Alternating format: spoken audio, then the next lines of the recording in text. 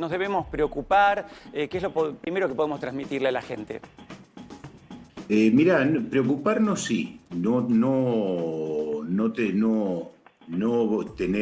alarmarse más de la cuenta, porque esta es una enfermedad que en general tiene muy baja mortalidad, es una gripe común, pero que es el H2, el H3N2 que hemos tenido en mucho tiempo, que forma parte de la vacuna.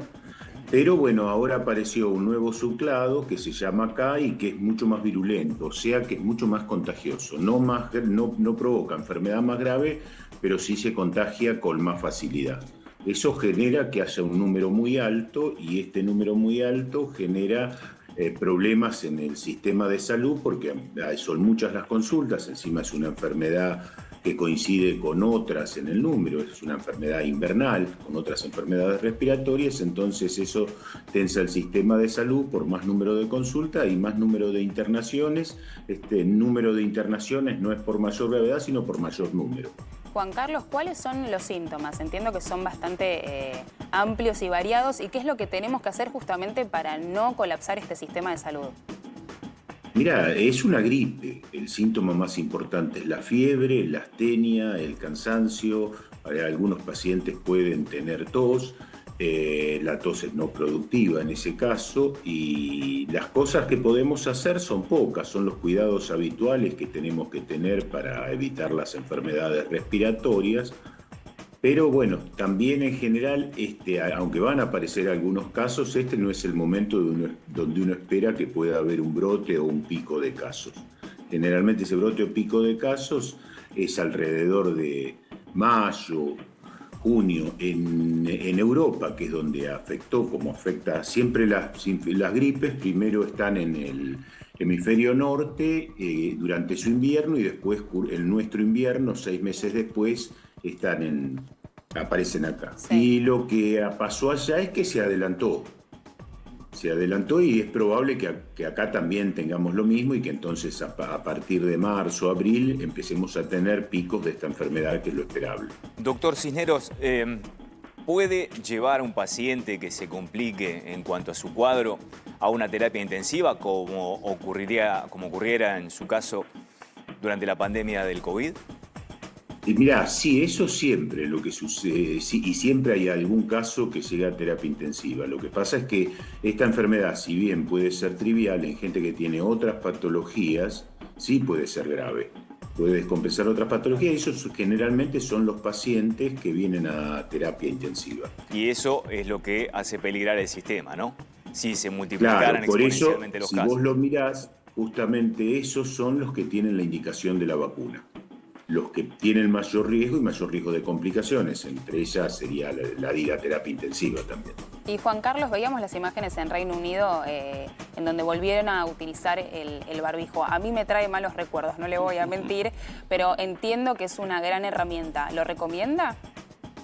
En este momento no. En algún momento, si el número de casos es muy alto, es probable que se recomiende, porque si están colapsados los sistemas de salud, ¿qué es lo que digo? Uno tiene camas para 200.000 gripes, y en terapia intensiva de esos van a ir 5 pacientes, para darte un ejemplo. Si de repente en lugar de 200.000 tengo 2 millones, se me va a multiplicar la cantidad y necesito contenerlo. Bueno, entonces necesito cortar la primera barrera, y en ese caso uno indicaría el uso de barbijo estricto. No creo que suceda con esto, sinceramente, pero bueno, es importante tenerlo en cuenta, y más que nada en el núcleo familiar. Si tengo un enfermo de gripe o alguien que convive y yo tengo factores de riesgo, tengo que tratar de apartarme de eso, y si no tengo ninguna otra posibilidad, como mínimo usar barbijo. Bien. Como mucho nos remiten la comparación a lo que hemos vivido en la pandemia, le consulto, en este caso la sintomatología es similar a la de cualquier gripe.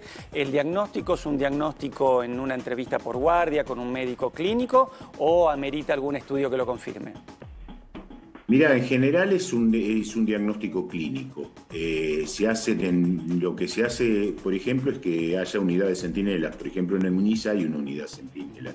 Entonces, a los pacientes graves que se internan, sí se les hace, o se hacen de control, ponele de los 50 pacientes o de los 100 pacientes en 2 o 3 que no se hace tanto por el paciente, porque al paciente se le va a decir lo mismo y por ahí ese resultado aparece a los 3 días y cuando uno le informa el paciente te dice no, pero ya estoy bien. Pero nos sirve para saber qué virus son los que están en circulación y ver si hay que tomar alguna medida. Y Doc, eso, por ejemplo, en el se hace. Claro, y en este caso, mitad de vaso lleno, mitad de vaso vacío. Es preocupante que ya haya aparecido confirmación de casos en el verano o al revés, nos da una oportunidad de prepararnos para lo que va a ser seguramente el pico en el otoño-invierno. Claro, quizás la recomendación más importante que daría yo teniendo en cuenta esto es que los que están vacunados con la vacuna del 2025 para la gripe están protegidos parcialmente, la protección no es total, pero sí protegidos de las formas graves. Y uno lo que sí le indicaría claramente que cuando aparezca, ni bien aparezca la nueva vacuna para el 2026, la gente que no está vacunada en el 2025 y tiene factores de riesgo se vacune lo antes posible. Doctor, usted hablaba de una variante muy contagiosa, que eso es lo que preocupa más a las autoridades sanitarias de cada uno de los países, en particular el nuestro. Si yo estoy en un lugar como el que tenemos nosotros acá, cerrado, contagiado, está Katy a menos de 1 metro mío, si yo le hablo a ella de frente y no estamos vacunados, ¿es automático el contagio, digamos, a ese nivel es la capacidad de contagio que tiene este virus? Sí, si Katy no tiene inmunidad, que la puede tener por diferentes cosas, porque estuviese vacunada o porque hubiese tenido este año gripe, aunque no lo sepa, y sea de este tipo de gripe, sí, el riesgo de contagio es muy, muy alto. Recordemos el tema vacunas, que siempre es importante y encima en un contexto en el cual estamos complicados, que tengamos que volver a hablar y insistir en lo que es la vacunación, parece increíble, ¿no? Cuestiones que ya teníamos dejadas en el pasado en Argentina que hoy estén reapareciendo. Esta vacuna en particular, entonces, el que se la haya dado, le sirve en cierta forma como protección. Es una vacuna que si uno va a ámbitos públicos se puede conseguir, está solo reservada para... El problema para esto es ese justamente. Esta vacuna está dada y es gratuita, pero no se vacuna a todo el mundo. Entonces la vacuna te va a impedir que haya una alta mortalidad, pero no te va a impedir que pueda haber un brote, una epidemia, porque la gran mayoría de la gente, todos los que tienen más de 2 años, hasta 65 años, que es la mayor parte de la población, no están vacunadas, salvo que tengan otros factores de riesgo, digamos.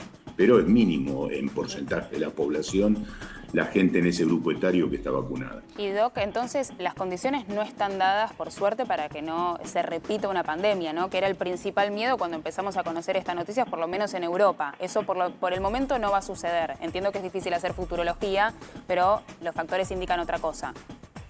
Exacto, salvo que haya algún cambio importante, que esperemos que no lo haya, uno espera que por ahí haya un número muy alto este año, más alto que años anteriores, pero no que eso impacte en la mortalidad y tampoco que aumente mucho el número de internaciones. Y pensando que el momento del pico va a ser allí en la temporada de otoño-invierno, con menos circulación de aire, con más ámbitos cerrados porque nos protegemos del frío, entonces nos calefaccionamos más en espacios de interior.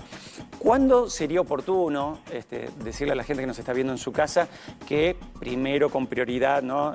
En los extremos de la franja etaria, adultos mayores y chicos muy chiquitos, pero ¿cuándo sería para cualquiera también ideal vacunarse? ¿Antes de qué fecha para llegar inmunizado a ese momento la crítico? vacuna ni bien aparezca, o sea, seguramente si tenemos suerte y la vacuna aparece en tiempo y eso será alrededor de marzo. Si hay alguien que dice, me la quiero dar este fin de semana mismo o ahora en la semana, porque quedé con cierto grado de psicosis de lo que fue aquella pandemia, dice, me la quiero dar, ¿se consigue? Sí, en lugares privados, ya no está, digamos, puede ser que en algún lugar público haya quedado algún remanente de la vacuna, pero, digamos, no está disponible así en forma masiva. Por ahí sí es importante vacunarse a alguien que vaya a vacunar en los lugares donde todavía hay una alta incidencia.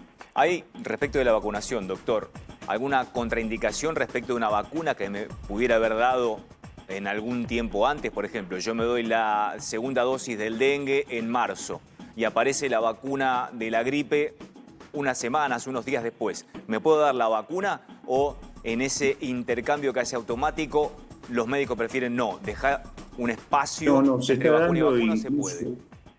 Incluso quizás venga alguna vacuna o aparezca no sé, una vacuna coformulada que serviría para el COVID, por ejemplo, y para la gripe. Una doble, sería un doble efecto. Claro, sería como para cubrir eso. Sé que ahí en Estados Unidos se están promocionando, investigando una vacuna doble. Juan Carlos, antes de despedirlo, la última por mi parte y un poco más general, pero que no deja de tener que ver con este contexto y que mencionaba recién Bobby. La tasa de vacunación bajó en un gran porcentaje, entiendo los últimos años llegó al 95%, ahora apenas toca el 70% entre el 2024 y el 2025. ¿Por qué cree que se está dando esto? ¿Falta de información? ¿Es algo que está pasando a nivel mundial? ¿Entendemos también? Con el COVID nos pasó algo, creo que hay dos cosas. Primero, no hay una política sanitaria de Estado de gran estímulo de las vacunas en este momento. Después tuvimos con el COVID el grave problema de que hubo que vacunar con pautas diferentes a las habituales, porque estábamos con una pandemia encima y esas vacunas tuvieron que tener una tramitación urgente, que no es lo ideal.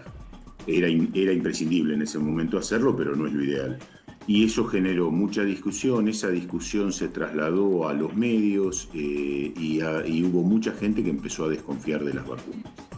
En las discusiones reales y científicas podrían haber sido cuál era la mejor vacuna, cuál es el momento ideal de darla con respecto a las vacunas de COVID.